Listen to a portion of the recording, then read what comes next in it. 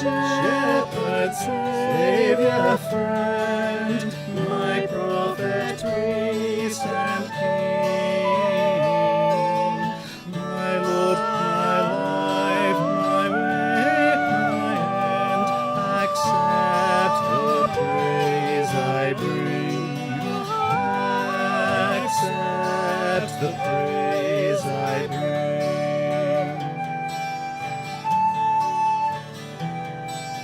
Weak is the effort of my heart, and cold my warmest thought. But when I see thee as thou art, I'll praise thee as I ought.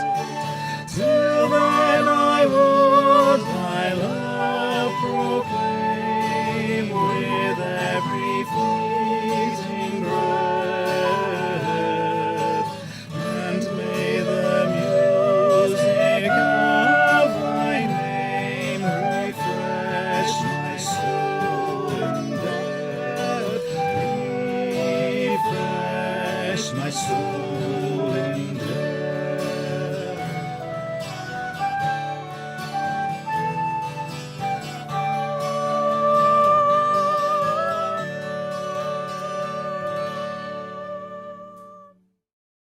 Ladies, gentlemen, young men from New Zealand,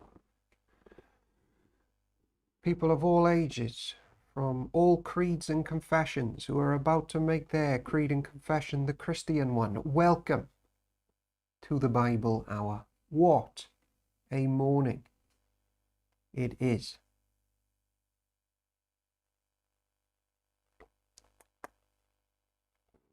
I hope you've had a good day, or I hope it's about to be good, whatever good is. Sometimes difficult to pin down what good means. In this group together, we read the Bible first thing in the morning. Some people are dropping in for 1 minute. Some people are staying for 30. Some people stay for the whole shebang. And we've got our eyes on the Lord and on how to be better church members in whatever our calling is, whether it's you're doing the gardening today, or you're doing nothing today, or you're doing everything today, whatever, in the house, outside the house, in the doctor's waiting surgery, in the dentist, in the post office, in your living room, in your bedroom. Welcome. These words can help. What is up, Diane? So there are people dropping in and out. There's a few things I want to say by way of introduction, housekeeping rules, so to speak. In the link below, there are reasons why we want to ask this question: what do we learn about Jesus in everything we read, and what do we learn about church? Some Bible verses there that the Bible shows us that we should be asking those questions whenever we get into the Bible. But obviously, if you've been reading through Genesis so far, it's very clear that people are trusting in this divine angel, the sent one, the one that Jacob, in one of my favorite chapters ever in a minute, is going to be calling God. The God who has kept my family thus far. That one's coming up. But if you're new around here, you may also want to know why, when we read the Bible here and talk about it a bit, why do we call it the church, the Old Testament church? I thought church was a New Testament thing. So for the following reasons, we think all of these people here who have faith in the Messiah are part of the church, the same church we are. And there are some differences, but it's still a church. So the very first humans that we read about, Adam and Eve, they got married, and the Bible says that was a picture from the beginning of the church marrying Jesus Christ. And you can read about that in Ephesians chapter 5, 30 to 32. We've met a man called Abram, who became the man called Abraham.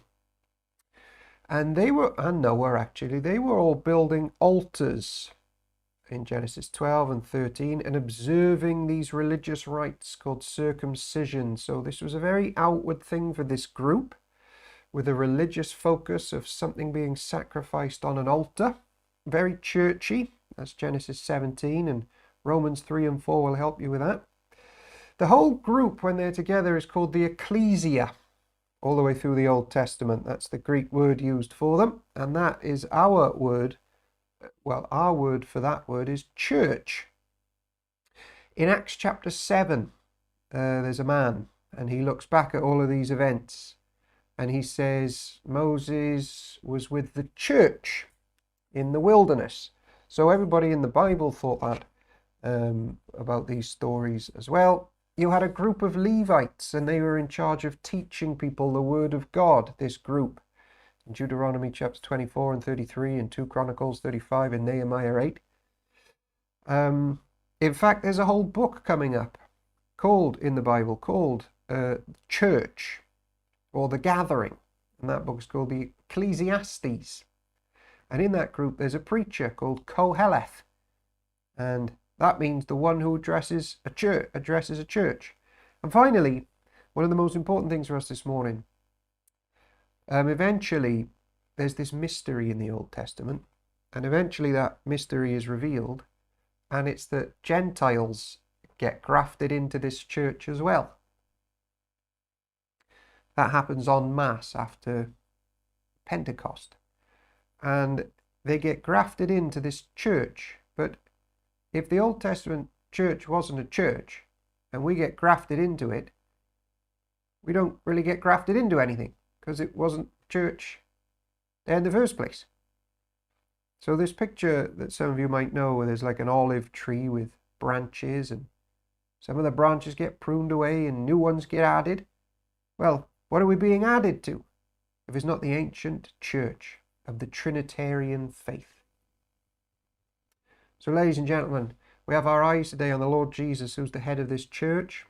And we come to Genesis chapter 46 to learn about what church members just like us went through and learned about their Saviour, the one who they were trusting in and looking forward to coming finally, and sometimes having wrestling matches with him along the way. In the name of the Father, the Son, and the Spirit, may we think and may we speak and feel in these readings.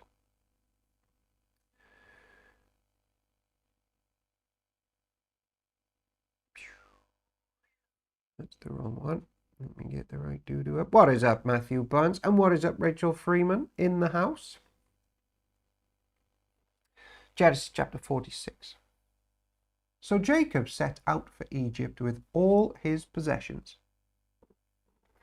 And when he came to Beersheba, he offered sacrifices to the God of his father Isaac. During the night, God spoke to him in a vision. Jacob, Jacob, he called. Here I am, Jacob replied.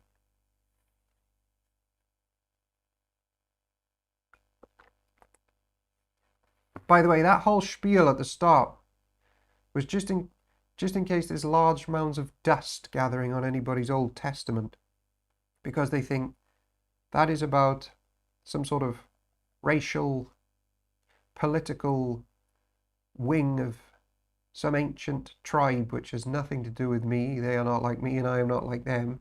They certainly did not trust in Jesus the way I do. And that is non comprende to us here in the Bible Hour. I am God, the God of your father, the voice said. Do not be afraid to go down to Egypt, for there I will make your family into a great nation. I will go with you down to Egypt, and I will bring you back again. You will die in Egypt, but Joseph will be with you to close your eyes. I read Judges 2 yesterday, when that same angel appears again, and he says, I am God, I brought you out. So he's getting them in, he's getting them out. So Jacob left Beersheba, and his sons took him to Egypt. They carried him and their little ones and their wives in the wagons Pharaoh had provided for them. They also took all their livestock and all the personal belongings they had acquired in the land of Canaan. So Jacob and his entire family went to Egypt, sons and grandsons, daughters and granddaughters, all his descendants. These are the names of the descendants of Israel, the sons of Jacob who went. I actually counted this a few days ago for a different project. It's interesting, the final number. Reuben was Jacob's oldest son. The sons of Reuben were Hanok, Palu, Hezron, and Carmi. The sons of Simeon were Jemuel, Jamin, Ohad, Jachin, Zoar, and Sheol. Sheol's mother was a Canaanite woman. The sons of Levi were Gershon, Kohath, Merari. The sons of Judah were Onan, Shelah, Perez, and Zerah. Though and Onan had died in the land of Canaan. Yeah, we know why. We remember that one. The sons of Perez were Hezron and Hemul. The sons of Issachar were Tola, Pua, Jashub, and Shimron. The sons of Zebulun were Sered, Elon, and Jalil. These were the sons of Leah and Jacob, who were born in Paddan Aram, in addition to their daughter Dinah. The number of Jacob's descendants, male and female, through Leah was 33. The sons of Gad were Zephon, Haggi, Shuni, Esbon, Eri, Arodi, and Erli. The sons of Asher were Imnah, Ishvi, and Beret. Look, I said this before when we've done this. Nobody knows how to pronounce ancient Hebrew names. You've just got to pretend that you know, and you've got to be consistent when you do it. Say it with authority if you ever read the Bible in church. The sons of Asher were Imnah, Ishvi, and Beriah. The sister was Sarah. Beriah's sons were Heber and Malkiel. These were the sons of Zilpah, the servant given to Leah by her father Laban. The number of Jacob's descendants through Zilpah was 16. The sons of Jacob's wife, Rachel, were Joseph and Benjamin. Joseph's sons born in the land of Egypt were Manasseh and Ephraim. Their mother was Asnath, daughter of Potipharah, the priest of On. I wonder what came of Potiphar's wife.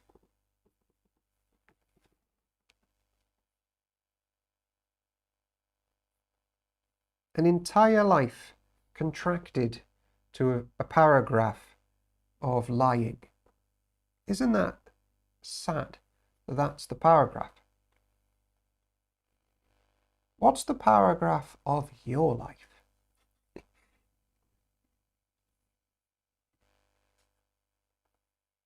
Quite a depressing question, isn't it?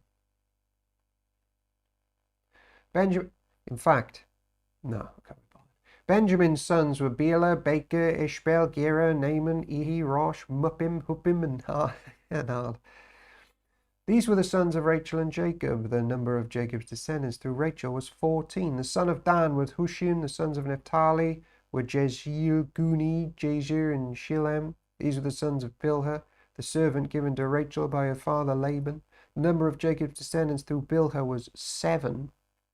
The total number of Jacob's direct descendants who went with him to Egypt, not counting his sons, was 66. In addition, Joseph had 2 sons who were born in Egypt, so together there were 70 members of Jacob's family in the land of Egypt. Ladies and gentlemen, I do not need to tell you that a few chapters ago, when we were looking at Noah's descendants, in the chapter called the Table of Nations, in Genesis chapter 10, there were 70 nations. And this number 70 in the Bible, mostly, represents all the nations of the world, particularly when it comes to what was required in the Feast of Booths and Tabernacles that we are celebrating on Zoom on Friday at 6 p.m. And if you want that code to join us, to just come and sit and listen, maybe interact, maybe eat with your mute button on so we don't hear you chewing, but at least we're eating together, you are welcome. Just drop us an email to the administrator of Park End Church. It's on the website. The Feast of Booths with the 70 nations and 70 sacrifices. I've been really enjoying prepping that one. Come along. And if you've got like a bad back or bad eyesight or something, or toothache, you really want to learn about this feast, because this is the one which is about the new creation, new bodies for all the nations and all the land. Come along. Good morning, John D.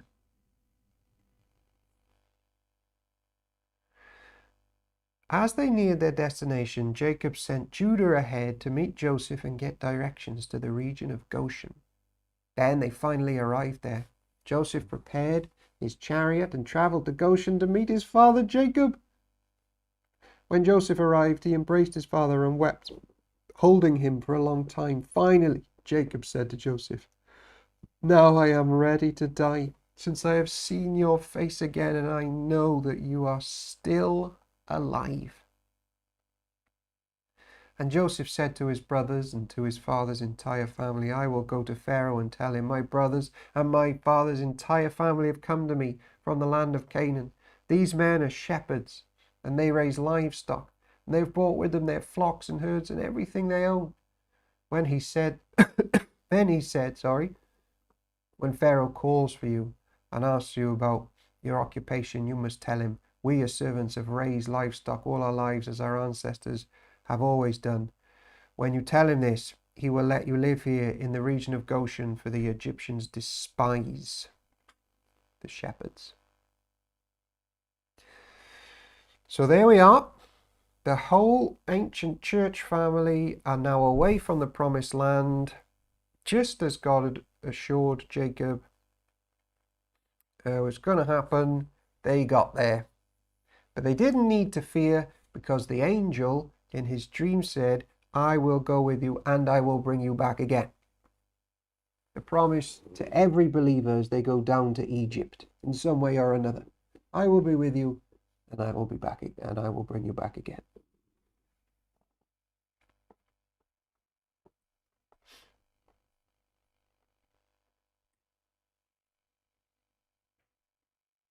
Right, Genesis chapter 47. There's an important last verse, because it links to Hebrews chapter 11. So if I forget to talk about that at the end, someone put it in chat. And if you've got any questions throughout any of these readings, or if you're new around here, feel free to type away in chat. Anything that speaks to you, let us know. In fact, I'm going to get Hebrews 11 ready to rock here. Hebrews. How did Moses make his tea? He brews it.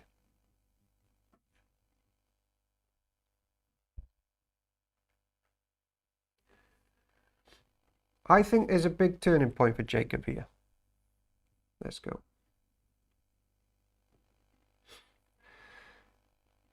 Then Joseph went to see Pharaoh and told him, "My father and my brothers have arrived from the land of Canaan.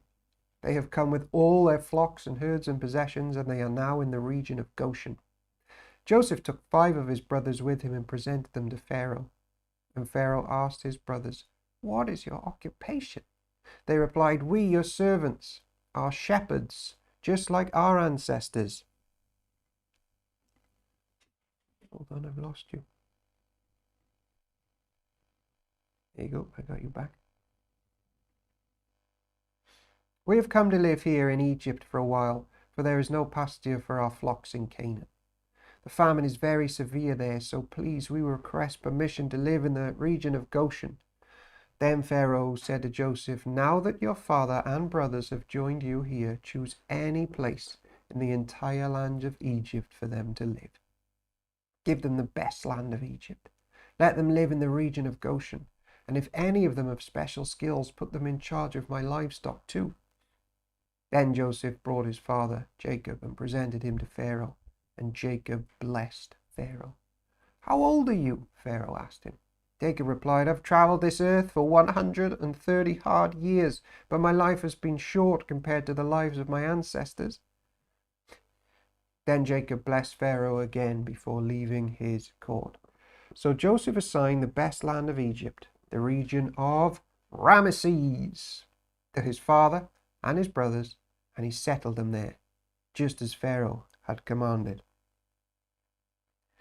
And do you remember that big don't worry. There was a big hoo-ha about Ramesses a few years ago in the Bible's use of it, and then everybody realized that the Bible was right and they were wrong. Remember that one? Just as Pharaoh had commanded. And Joseph provided food for his father and his brothers in amounts appropriate to the number of their dependents, including the smallest children. Meanwhile, the famine became so severe that all the food was used up and people were starving throughout the lands of Egypt and Canaan. By selling grain to the people, Joseph eventually collected all the money in Egypt and Canaan and he put the money in Pharaoh's treasury. I mean, the Egyptian empire of Exodus was built on faithful Christians. When the people of Egypt and Canaan ran out of money, all the Egyptians came to Joseph. "Our money is gone," they cried. "But please give us food or we will die before your very eyes."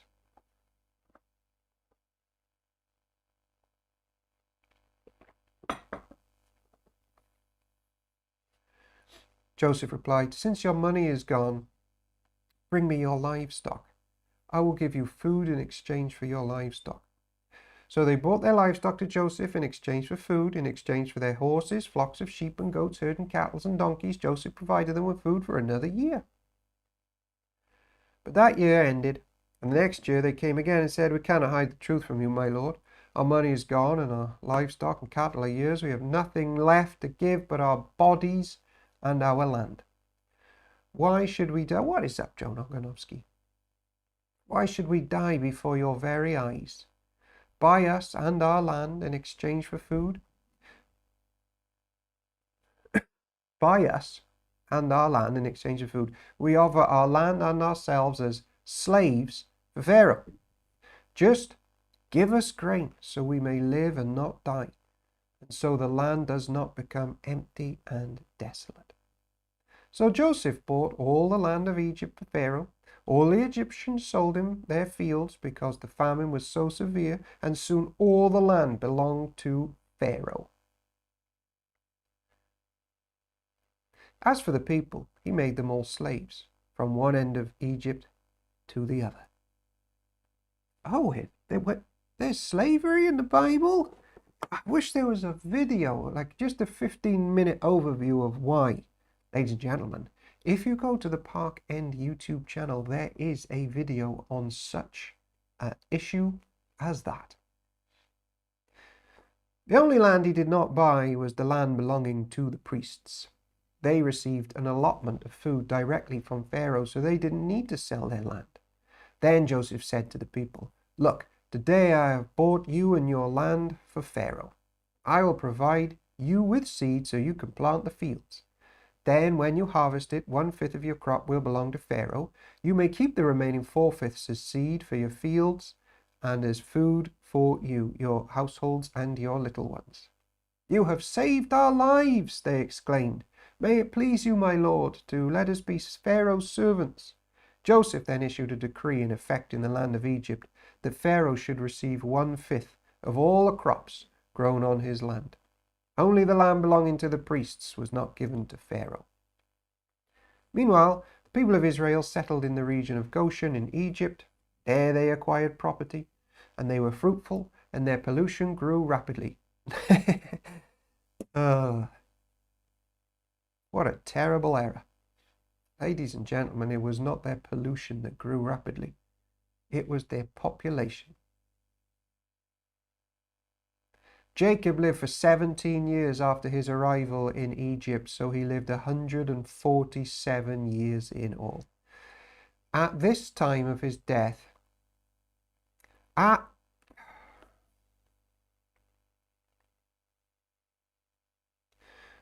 the time of his death drew near, Jacob called for his son Joseph and said to him, "Please do me this favor.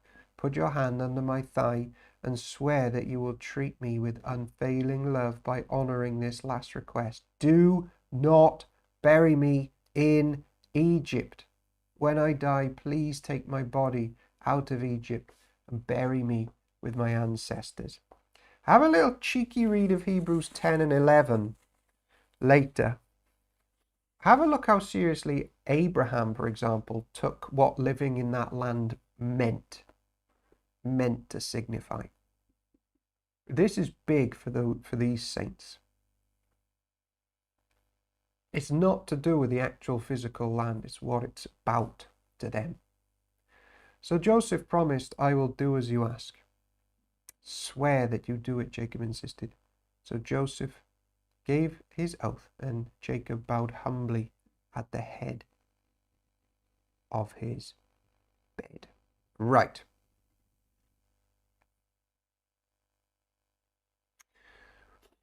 Let me just read Hebrews 11, chapter 21. Because, finally, I think Jacob's changing here. By faith, Jacob, when he was dying, blessed each of Joseph's sons and worshipped as he leaned on the top of his staff. There it is, happening right there. What the apostle says is a scene of worship. Is there anything better than an 147-year-old finally, really becoming a gospel person? It's never too late, folks. Never too late. Whatever you've done today already, whatever you've done in your life, whatever you've done for the last 146 years, all can be forgiven. Now you can be saved this morning and have a new adventure today with Jesus. Rachel Freeman, for a minute I thought you were insulting the Israelites were a windy lot. Brilliant.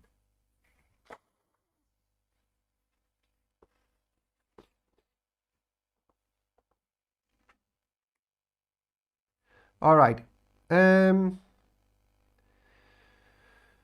Genesis 48 probably includes my favorite Old Testament verse. Possibly not. It's possibly not my favorite, but it's definitely up there. So let's set the scene as we come to this glorious chapter at the start of a new day, or the end of a day, wherever you live. So Jacob now is starting to see that this Israel thing, his church, is bigger than his mere dysfunctional family. But it's going to be a collection of people from all nations who trust in the Lord, and through that the promised seed is coming to save the world. And he blesses the central figure of it and worships the central figure of it. That's the scene.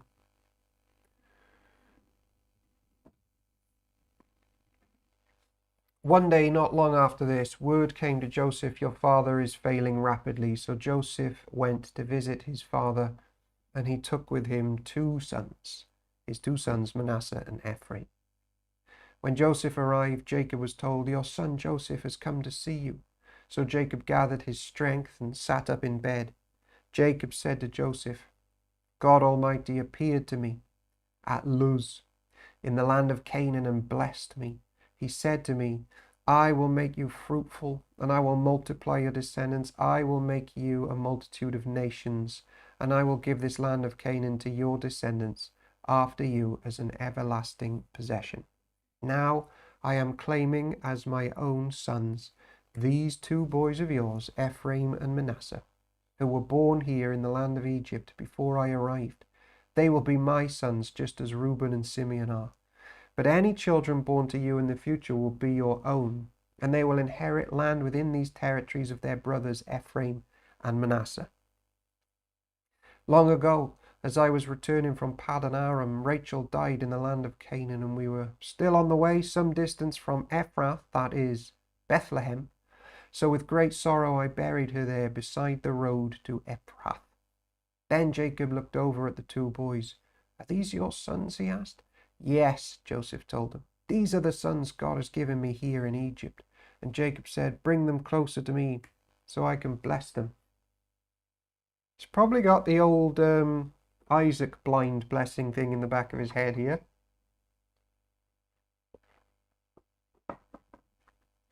Memories flooding back. Jacob was half blind because of his age and could hardly see. So Joseph brought the boys close to him, and Jacob kissed and embraced them. Then Jacob said to Joseph, "I never thought I would see your face again, but now God has let me see your children too."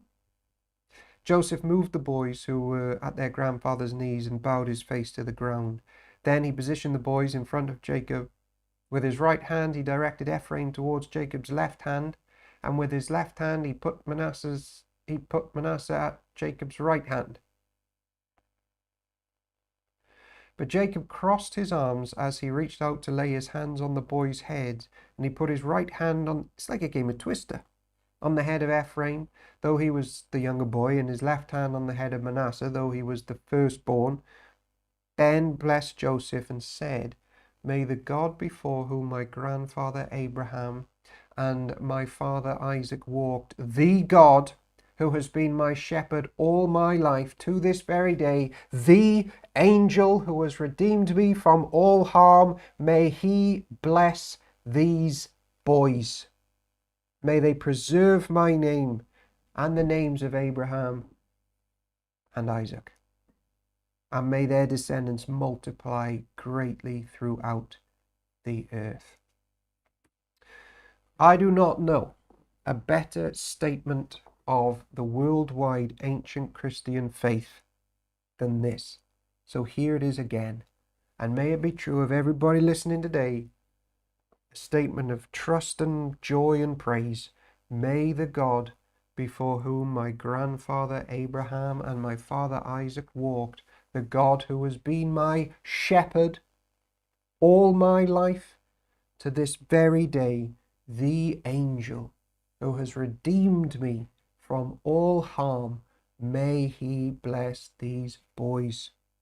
May they preserve my name and the names of Abraham and Isaac, and may their descendants multiply greatly throughout the earth. And ladies and gentlemen, if you are part of a Christian church today, from this prayerful, worshipping statement, we have come. We focus on the same angel. Lord, keep us from harm today. Walk with us, shepherd us. Hallowed angel, Jesus. And we want that for our children too, and our grandchildren. So that's our prayer this morning. But Joseph was upset when he saw that his father placed his right hand on Ephraim's head. So Joseph lifted it and moved it from Ephraim's head to Manasseh's head. "No," my father said, "this one is the firstborn. Put your right hand on his head." But his father refused. "I know, my son, I know," he replied. "Manasseh will also become a great people, but his younger brother will become even greater, and his descendants will become a multitude of nations." So Jacob blessed these boys that day with this blessing. "The people of Israel will use your names when they give a blessing. They will say, 'May God make you as prosperous as Ephraim and Manasseh.'" In this way, Jacob put Ephraim ahead of Manasseh. Then Jacob said to Joseph, "Look, I'm about to die, but God will be with you and will take you back to Canaan, the land of your ancestors. And beyond what I have given your brothers, I am giving you an extra portion of the land that I took from the Amorites with my sword and bow." Ladies and gentlemen, we're at the halfway mark after one of the greatest chapters in the Bible. Take 30 seconds, do what you've got to do. I am going to write in my children's Bible. Oh, I think I've done it. I keep writing things ahead and then forgetting. As we roll on to a very interesting chapter of blessings. So Oh, some interesting ones here.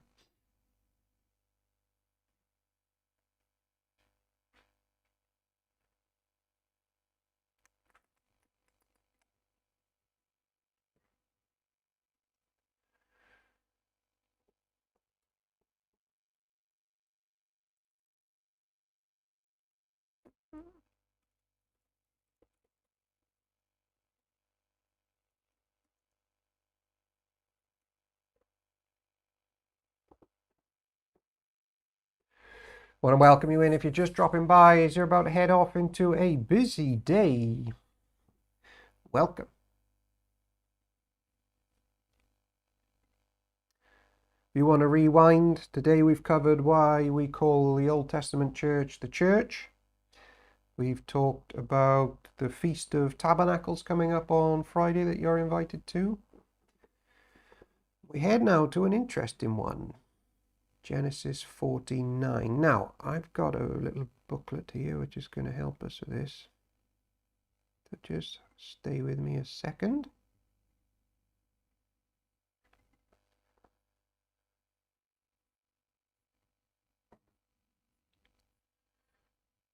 Get my little blessings notes up, because we don't want to scoop past this.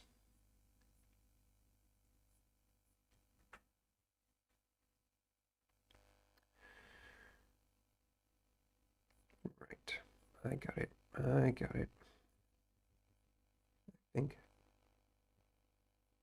I got it. Yeah, I got it. Right, here we go.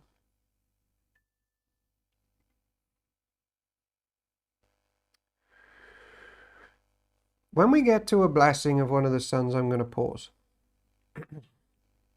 Now, I can't see you for a while, chat, because I got lots of extra things up. Where's that Bible gone? Right. I get this, move that over there. So, this is the interlude now of, as Jacob's very close to his death, he blurts out some truths, and then that he's waiting for salvation in the Lord, and then, like, no, actually that happens in a bit.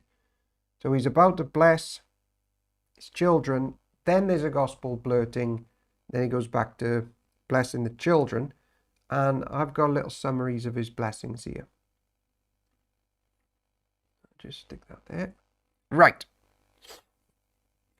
Then Jacob called together. Oh, have I got you in the right place? Okay, got it. Goodbye. Then Jacob called together all his sons and said, "Gather around me, and I will tell you what will happen to each of you in the days to come. Come and listen, you sons of Jacob. Listen to Israel, your father. Reuben, you are my firstborn and my strength, the child of my vigorous youth. You are first in rank and power, but you are as unruly as a flood, and you will be first no longer. For when you went to bed with my wife, you defiled my marriage couch."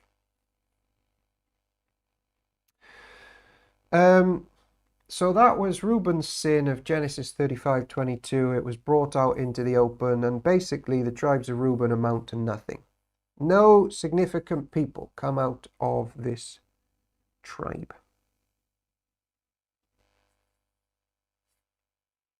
Simeon and Levi are two of a kind. Their weapons are instruments of violence. May I never join in their meetings. May I never be a party to their plans. For in their anger, they murdered men and they crippled oxen just for sport. A curse on their anger, for it is fierce. A curse on their wrath, for it is cruel. I will scatter them among the descendants of Jacob. I will disperse them throughout the land. So that's their violence of chapter 34 that we read about, Simeon and Levi's. It's finally judged. And their violent character would plague their descendants. I'm not saying my Levi is named after that Levi. We just like the name. So they struggle with their hot blood in different ways. Levi tames the hot blood and they give themselves in service to the Lord in Exodus chapter 32. We are never victims to our character, ladies and gentlemen. We shall overcome. Judah, your brothers will praise you. You will grasp your enemies by the neck. All your relatives will bow before you. Judah, my son, is a young lion that has finished eating its prey. Like a lion, he crouches and lies down. Like a lioness, who dares to rouse him?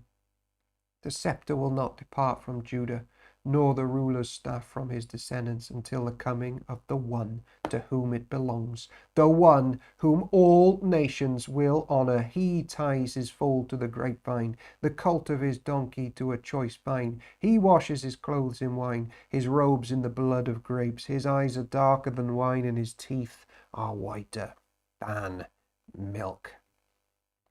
Now, you would have expected Judah to get it from, as in get punishment from his behavior in chapter 38. But instead, Jacob looks through him to an individual in the future. He saw that King David and his descendants would be of the tribe of Judah, and they would hold that power until the promised seed, the Messiah himself, would be born of this tribe, the Lion of the tribe of Judah. This blessing to the nations of the covenant people depends upon and is achieved by Christ. The prophecy sets out what had been told to Abraham long ago, and now it is Judah who is specified as being the ancestor of Christ. I told you we should have slowed down for these chapters. Zebulun will settle by the seashore and will be a harbour for ships. His borders will extend to Sidon. There's Jacob looking beyond the initial settlement of the promised land at the time of Joshua. Hold on.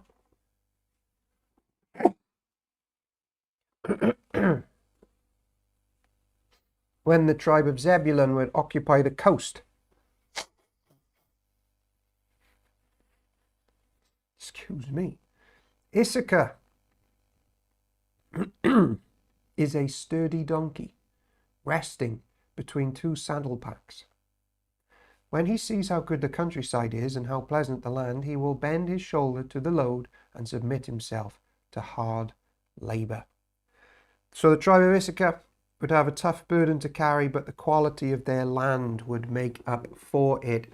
Dan will govern his people like any other tribe in Israel. Dan will be a snake beside the road, a poisonous viper along the path that bites the horse's hooves. Just picturing Dan's face.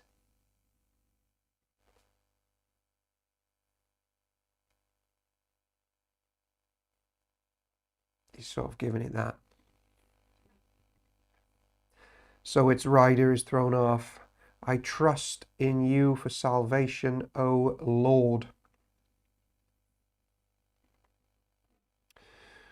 Dan would provide justice for Israel. Perhaps this comes through Samson in Judges 12 to 16.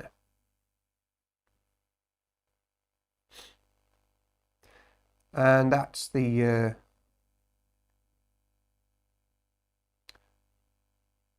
big interlude. I will trust in you for salvation, Lord. Then he goes back. God will be attacked by marauding bands, but he will attack them when they retreat. So God will be good for fighting for Israel. Check out 1 Chronicles 12 if you want to do extra reading.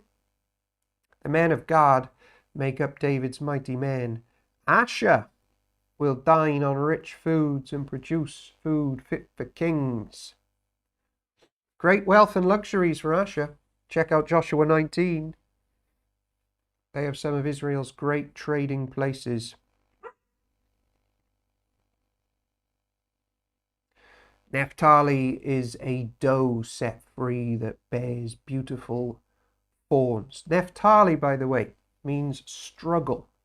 He is set free from this for peace and friendship rather than war. And then in classic Jacob style, and we'll call him Israel now because he's properly got it, he leaves his favourite sons till last. Joseph is the foal of a wild donkey, the foal of a wild donkey at a spring. One of the wild donkeys on the ridge. Archers attacked him savagely. They shot at him and harassed him, but his bow remained taut, and his arms were strengthened by the hands of the mighty one of Jacob, by the shepherd, the rock of Israel. And that rock was Christ, to quote Paul. May the God of your father help you. May the Almighty bless you with the blessings of the heaven above, and the blessings of the watery depths below, and the blessings of the breasts and womb. May the fatherly blessings on you surpass the blessings of my ancestors, reaching to the heights of the eternal hills. May these blessings rest on the head of Joseph, who is a prince among his brothers. So Jacob's blessing are all bound up as a huge tribute to this rock of Israel and what the Lord has done. He knows that Joseph couldn't engineer that success story. Joseph was out for the count. He was as good as dead, but the Lord had his eyes on him, because the Christian life does not depend on our own ingenuity, but on the blessings of the Lord, which often come in the pit. Benjamin is a ravenous wolf, devouring his enemies in the morning and dividing his plunder in the evening. That's an interesting one, because he seems quite a quiet and peaceful chap.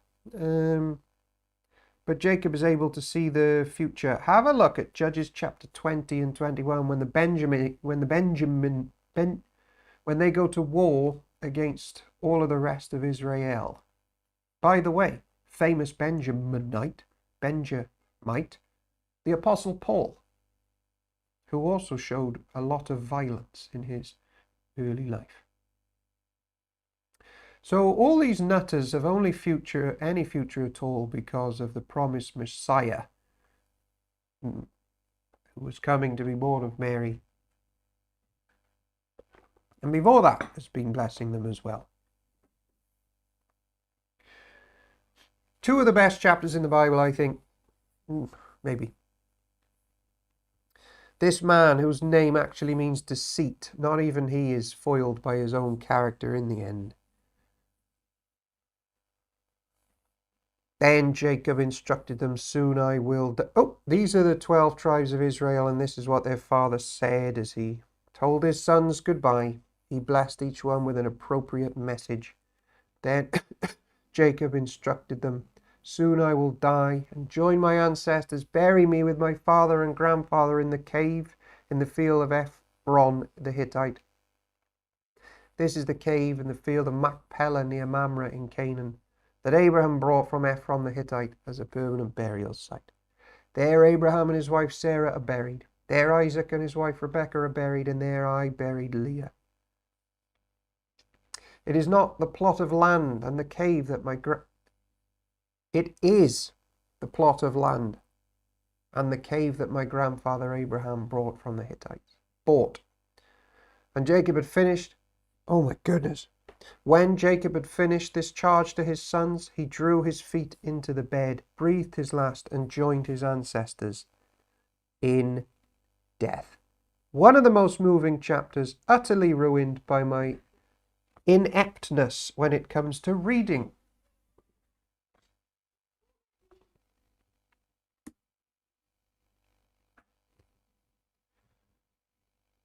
And here we are, all of us, as a result of that. Well, I don't know all of us, because 100 people joined in for the first one, and there's about 30 or 40 and sometimes 50 that watch this after. And I don't know if you're all Christians, but you should be. But those that are, here we've come from, those chapters there. Genesis 50.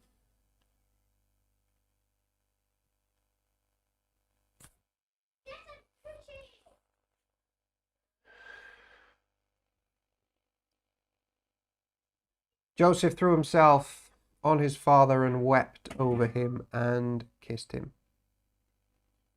Then Joseph told the physicians who served him to embalm his father's body, so Jacob was embalmed. He becomes a mummy. The embalming process took the usual 40 days, and the Egyptians mourned his death for 70 days. When the period of mourning was over, Joseph approached Pharaoh's advisors and said, "Please do me this favor and speak to Pharaoh on my behalf. Tell him that my father made me swear on oath. He said to me, 'Listen, I am about to die. Take my body back to the land of Canaan and bury me in the tomb I prepared for myself. So please allow me to go and bury my father. After this burial, I will return without delay.' Pharaoh agreed to Joseph's request. 'Go and bury your father as he made you promise,' he said. So Joseph went up to bury his father. He was accompanied by all of Pharaoh's officials, all the senior members of Pharaoh's household, and all the senior officers of Egypt. Joseph also took his entire household and brothers and their household, but they left their little children and flocks and herds in the land of Goshen. A great number of chariots and charioteers accompanied Joseph.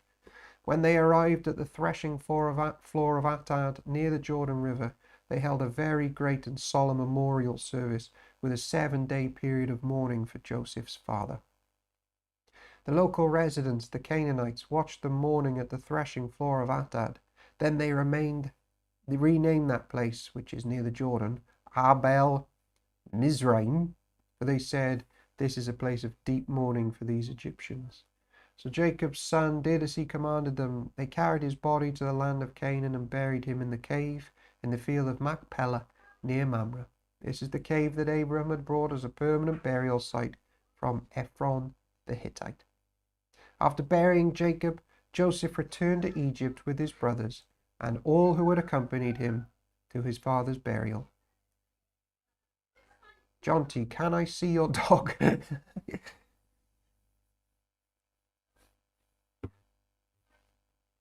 I'll see what I can do. But now their father was dead. Joseph's brothers became fearful. Now Joseph will show his anger and pay us back for all the wrong we did to him. Hold on.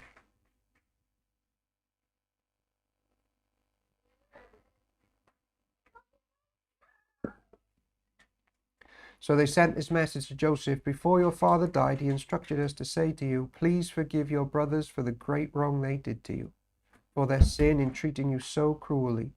So we, the servants of God your Father, beg you to forgive our sin.'" When Joseph received the message, he broke down and wept. Then his brothers came and threw themselves down before Joseph. "Look, we are your slaves," they said. But Joseph replied, "Don't be afraid of me. Am I God that I can punish you? You intended to harm me, but God intended it for good. He brought me to this position so I could save the lives of many people. No, don't be afraid. I will continue to take care of you and your children." So he reassured them by speaking kindly to them. Famous words there. So Joseph and his brothers and their families continued to live in Egypt. Joseph lived to the age of 110. He lived to see 3 generations of descendants of his son Ephraim. And he lived to see the birth of the children of Manasseh's son Machir, who he claimed as his own. "Soon I will die," Joseph told his brothers, "but God will surely come to help you and lead you out of this land of Egypt. He will bring you back to the land he solemnly promised to give Abraham, to Isaac, and to Jacob." Then Joseph made the sons of Israel swear on oath, and he said, "When God comes to help you and lead you back, you must take my bones with you." So Joseph died at the age of 110. The Egyptians embalmed him, and his body was placed in a coffin in Egypt. And so we see at the end of Genesis, the gospel of Jesus Christ had removed all bitterness from Joseph's heart. One book I've got says he is happy to forgive his brothers. Even though they had meant originally things for evil, God had infinitely better plans. We are not able to overthrow God's promises, even through our evil deeds. We remember back in Genesis 3 that even as Adam and Eve were judged for their sin, the gospel was preached. Even as the Lord brings terrible judgment through the flood, the gospel is proclaimed through the building of the ark, and so on, and so on, and so on. His purposes shall ripen fast. This is the power of the Lord. And I think it would be crazy to spend the last 3 minutes starting Exodus, wouldn't it? So I'll go and honor John T's request. And if you would like to sign off at this point, you can. And I will close by grabbing my dog and showing John T in New Zealand. I assume you mean the one that was the puppy when you last saw me on this sort of system. So, in the name of the Father, the Son, and the Spirit, Amen. We close the reading off. May you have a blessed day. I will be right back.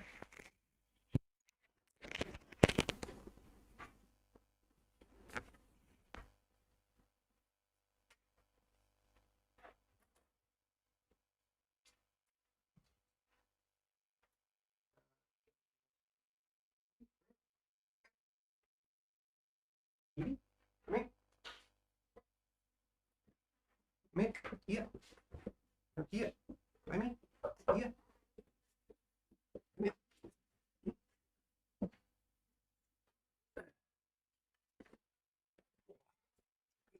Stay.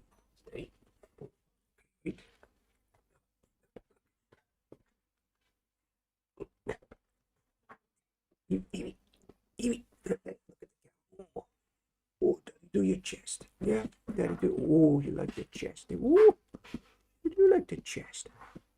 Oh, yeah, you like that. Is that good? Say hello to Chunty. He's going to sleep now because it's late in New Zealand. Have you ever been to New Zealand? Oh, oh.